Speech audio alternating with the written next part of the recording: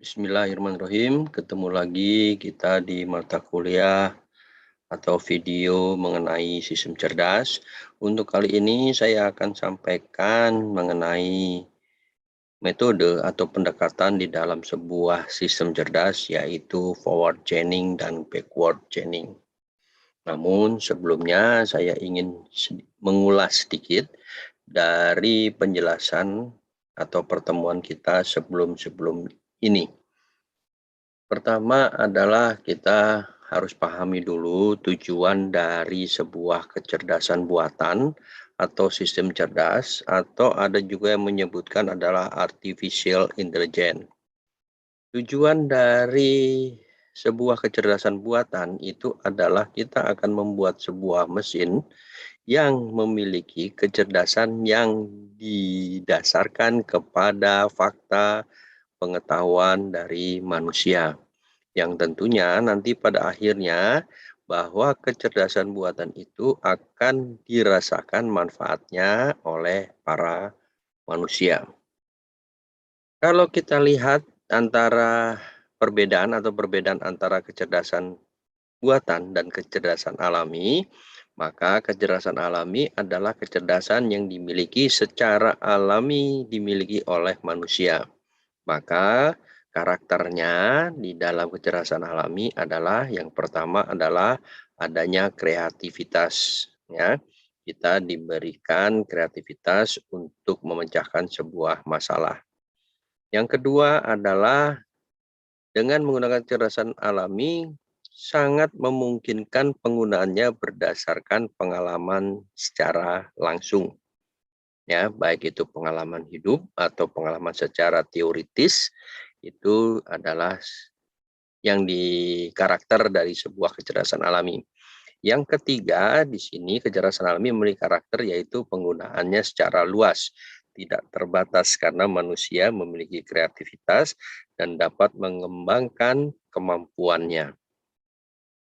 Sedangkan kecerdasan buatan di sini karena kita akan meniru berdasarkan ilmu pengalaman manusia, maka kecerdasan buatan dia memiliki sifat yang permanen dan tentunya dia juga memiliki sifat yang konsisten. Lain dengan kecerdasan alami tergantung pada situasi dan kondisi, sedangkan kecerdasan alami hasil yang akan didapatkan dia sudah permanen berdasarkan rules atau aturan yang sudah ditentukan terlebih dahulu. Kemudian kecerdasan buatan itu dapat diduplikasikan dan dapat didokumentasikan. Ya, jadi dia bisa disimpan dalam jangka waktu yang lama dengan sifat permanen dan konsistennya lebih dapat dipertanggungjawabkan. Yang kedua, yang selanjutnya adalah yaitu mengenai kecerdasan buatan itu pasti lebih murah, ya. Kalau kecerdasan alami makin tinggi keilmuan manusianya, maka harga yang atau biaya yang dikeluarkan juga akan semakin tinggi. Sedangkan kecerdasan buatan dia tergantung pada saat dia setting rules atau setting aturan di awal, maka itulah harganya. Maka relatif dia lebih murah. Namun dia memiliki kelebihannya yaitu dia memiliki kecepatan di dalam pengambilan sebuah keputusan karena dia tidak ada pertimbangan sama sekali. Rules-nya sudah ditentukan, maka hasilnya sudah dapat dihasilkan pula. Itu adalah perbedaan antara kecerdasan alami dan kecerdasan buatan. Berikut adalah bagian dari konsep dasar dan fungsi dari sistem cerdas atau kecerdasan buatan. Manusia, dia sebagai user, dia memiliki fakta.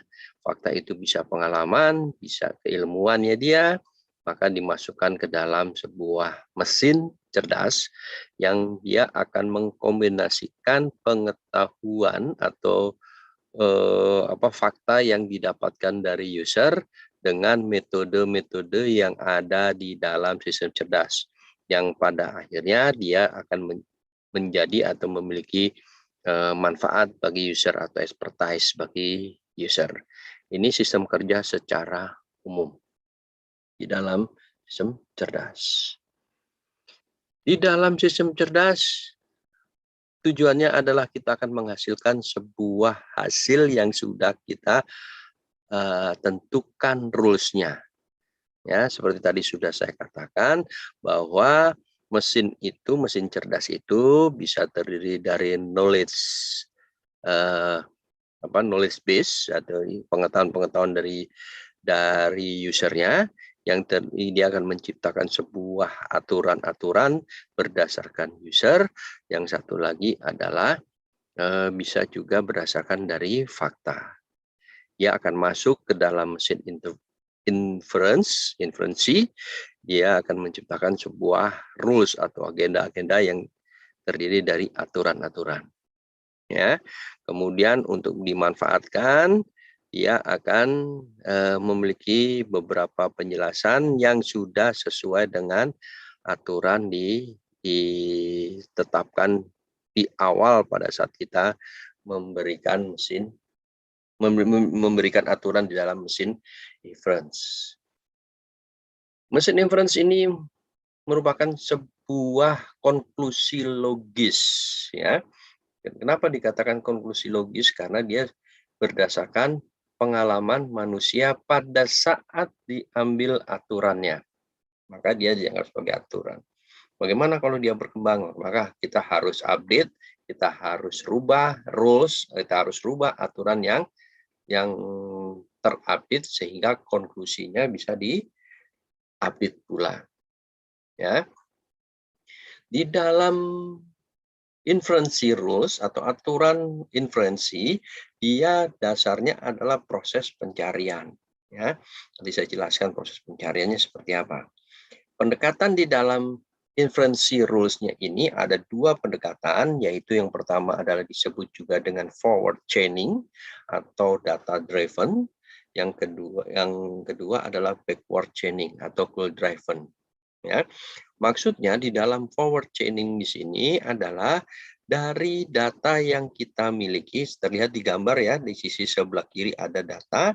Dari data-data itu akan menghasilkan goals-goals yang akan direkomendasikan. Ya, jadi untuk menghasilkan rekomendasi, dia harus mendapatkan datanya terlebih dahulu. Itulah dikatakan sebagai forward chaining. Sedangkan backward chaining, kebalikannya. Dari goals yang kita dapatkan, maka kita turunkan sehingga data itu bisa kita dapatkan. Ya, ini adalah perbedaan forward chaining dan backward chaining. Saya bahas dulu tentang forward chaining. Ya, seperti tadi sudah saya katakan bahwa forward chaining itu adalah data driven. Ya, jadi aturan-aturan yang akan dijalankan atau rules-rules yang akan dijalankan semuanya berdasarkan data. Data itu dianggap atau disebut juga sebagai premis. Sedangkan goals atau konklusi goals atau recommendation itu disebut juga dengan konklusi atau hasil yang akan didapatkan. Saya akan ambil contoh begini. Kita lihat gambar yang sisi sebelah kiri. Kita memiliki 6 buah premis, ya. Berarti kita memiliki 6 buah data. Kemudian hasil data tersebut berdasarkan fakta, dia mungkin bisa menghasilkan 4 buah konklusi. Ya, dari data 6 ternyata kita ada 4 buah konklusi. Kemudian berdasarkan fakta pula, setiap premis akan menghasilkan beberapa konklusi, tetapi ada juga sebuah premis yang tidak menghasilkan konklusi di suatu konklusi. Maaf. Sebagai contoh gini, premis 1, ya. Premis 1 dia akan menghasilkan konklusi 1, konklusi 2, dan konklusi 4. Dia tidak akan menghasilkan konklusi 3. Kenapa? Karena secara fakta yang dilakukan oleh user bahwa premis 1 berdasarkan data di premis 1 tidak akan menghasilkan konklusi 3. Maka premis 1 hanya akan mendapatkan konklusi 1, konklusi 2, dan konklusi 4. Demikian juga dengan konklusi 2 hanya menghasilkan premis 2 akan menghasilkan konklusi 1 dan konklusi 3. Konklusi 2 dan konklusi 4 tidak didapatkan dari premis 2 dan selanjutnya. Bagaimana kalau premisnya itu ada 2 kondisi? Saya ambil ada 1 dan 4. Maka konklusinya itu adalah yang merupakan irisan. Ya, artinya dia dimiliki oleh 2 buah premis. Ya, kita ngelihat 2 premis. Contohnya 1 dan 4. 1 itu menghasilkan konklusi 1, 2, dan 4. Sedangkan 4 konklusi 2 dan konklusi 4. Maka konklusi 4 karena dia premis 4 dia tidak memiliki konklusi 1, tapi dia memiliki konklusi 2 yang dimiliki juga oleh premis 1 dan konklusi 4 yang dimiliki oleh premis 1 dan premis 4, maka dari data premis 1 dan premis 4 menghasilkan konklusi 2 dan konklusi 4. Ya. Jadi konklusi 2 dan konklusi 4 ini adalah merupakan irisan atau hasil yang sama dengan premis 1 dan 4. Saya ambil contoh lagi 1 dan 6. Ya. 1 dan 6, kalau satunya ada konklusi 1, 2, dan 4. 6-nya hanya 4. Yang merupakan hasil bersama atau hasil irisan antara premis 1 dan premis 4 adanya di konklusi 4, maka premis 1 dan premis 6 hanya akan menghasilkan konklusi 4. Ini adalah cara kerja di forward chaining. Saya kasih contoh mengenai penggunaan forward chaining. Ada 5 buah data atau 5 buah rules, R1 dan sampai dengan R5. Jika di R1-nya itu adalah jika Y, datanya Y dan D, maka Z. Jika datanya di R2 atau rules kedua, jika X, B, dan E, maka hasilnya Y. Rules ketiga A, maka hasilnya adalah X. Yang keempat adalah jika C hasilkan L. Yang kelima jika L dan M menghasilkan N. Maka kalau berdasarkan data A, B, C, D, E, maka goals yang akan didapatkan atau konklusi yang akan didapatkan dipertanyakan apakah Z itu juga benar. Ya, jadi masuk ke dalam rules yang sudah ditetapkan di atas. Cara kerjanya gini. Yang pertama adalah kita tentukan dulu basis datanya. Iterasi pertama ya, terdiri dari A, B, C, D, E. Maka kita sesuaikan dengan rules yang sudah kita tetapkan tadi R1 sampai dengan R5.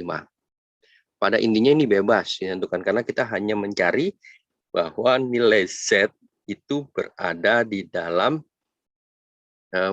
merupakan fakta baru dari database A, B, C, D, E. Saya ambil contoh yang pertama adalah yang A. Sekali lagi ini bebas ya, Anda boleh bekerja dari E juga boleh. Kalau E pasti tidak ada karena ada ya di R2 ya. Nah, sekarang saya mau kerja dari A. Jika A, maka X di rules ketiga. Maka fakta barunya X itu ada di dalam fakta baru. Ya. Kemudian saya coba yang C. Ya, kenapa saya pilih C? Karena hanya kondisinya jika C maka L, tidak ada kondisi yang lain kan gitu. Jadi cara mudah adalah cara yang paling terkecil dulu. Jika C kita masukkan maka L, maka fakta barunya dari C itu adalah L. Ya. Ini boleh dikatakan sebagai iterasi pertama. Saya ngambil yang kecil dulu. Kemudian di tahap selanjutnya, karena di rules-nya itu ada X, B, Y, ya, X, B, Y, X-nya diambil dari fakta yang tadi yang pertama ya, X, kemudian B, dan E itu ada dalam database, maka Y-nya itu adalah sebagai fakta yang baru. Ya. Kemudian kita cari lagi. Berarti yang sudah kita coret ada 3 rules. Rules pertama tadi apa? Yang ketiga, keempat, sekarang yang kedua berdasarkan gambar ini.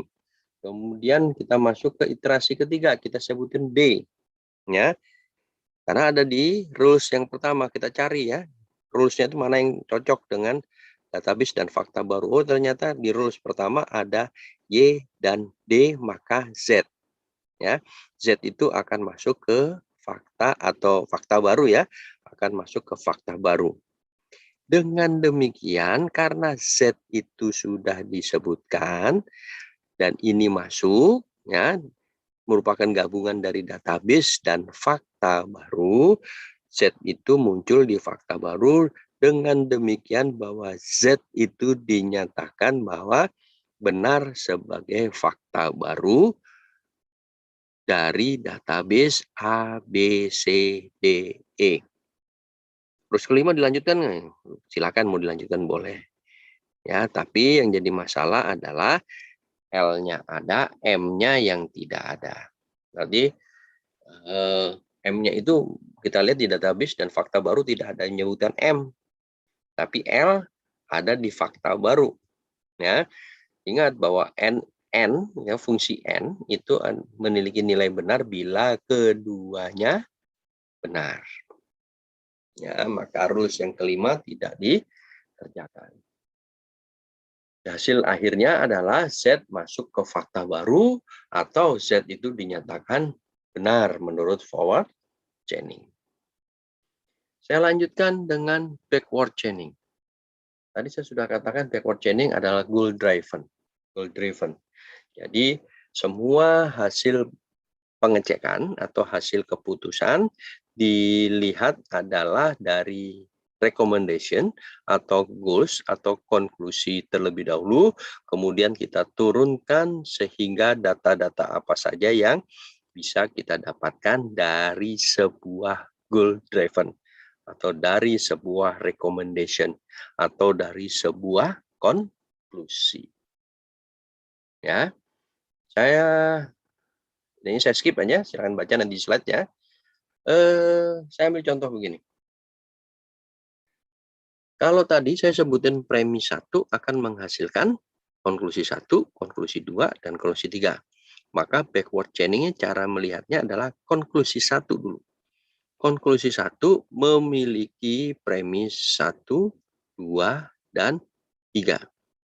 Kalau tadi premis 1 terdiri konklusi 1, 2, dan 4.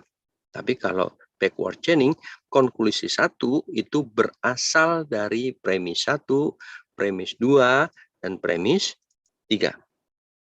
Ya, itu istilah di dalam backward chaining. Saya ambil contoh di sini tadi ya. Konklusi 1, premis yang sesuai adalah premis 1, premis 2, dan premis 3. Tadi sudah dijelaskan. Dan selanjutnya, relatif hampir sama dengan yang ada di dalam forward chaining. Saya kasih contoh lagi dengan contoh yang sama. Kita mempunyai 5 buah rules A, rules 1, 2, 3, 4, 5 dengan rules yang sama dengan yang tadi. Jika Y dan D maka Z, X dan B dan E maka Y. Jika A, rules yang ketiga ya, jika A maka X. Yang keempat adalah jika C maka L, jika L dan M maka N. Database yang saya sajikan sama, A, B, C, D, E. Pertanyaannya juga sama, goals-nya, pertanyaannya apakah Z itu bernilai benar? Berarti ada sebuah konklusi, Z itu memiliki data. Apakah datanya ada? Ya, berdasarkan konklusi di Z. Ya, atau goals di hasil Z itu tadi ya. Saya kasih contoh begini. Database terdiri dari A, B, C, D, E. Ya. Kemudian yang dipertanyakan Z. Ya. Kita cari Z. Ternyata Z itu dia termuat di dalam rules yang pertama. Tetapi di dalam database tidak ada nilai Y. Yang ada hanya D. Dengan demikian, D-nya diambil dari database, Y-nya kita simpan ke stack. Ya, seperti ini. Ya, jadi D-nya itu kita ambil dari database, karena Y-nya tidak ada dalam database, kita simpan di dalam stack. Ya, kemudian kita lihat Y. Ya, apakah Y itu didapatkan dari loss yang kedua? Kita ada X, B, E. Kita lihat, B dan E itu ada di dalam database. Ya, sedangkan X tidak ada di dalam database. Dengan demikian, nilai X itu harus kita simpan ke dalam stack. Ya, nih kita masukkan. Jadi stack itu ada tempat penyimpanan sementara ya. Ada X dari iterasi pertama, Y muncul karena iterasi kedua, X muncul karena iterasi ketiga. Kita lihat sekarang data yang X. Ternyata kondisi rules ketiga adalah jika A maka X. Ya, jika A maka X. Kalau dia terpenuhi seperti ini, maka nilai X kita hapus dari stack. Ya, X kita hapus dari stack, kita masukkan ke dalam fakta baru. Karena sudah ada di kondisi, kita masukkan ke dalam fakta baru. Ya, jadi X seperti ini. Ya, muncul sebagai fakta baru di sini, muncul karena tadi rules yang ketiga, maka kita coret terus yang ketiga. Kita maju ke stack yang Y. Y itu didapatkan dari rules yang kedua. Jika X dan B dan E, fungsinya dan ya, kata hubungnya dan, maka antara X, B, E ini harus ada.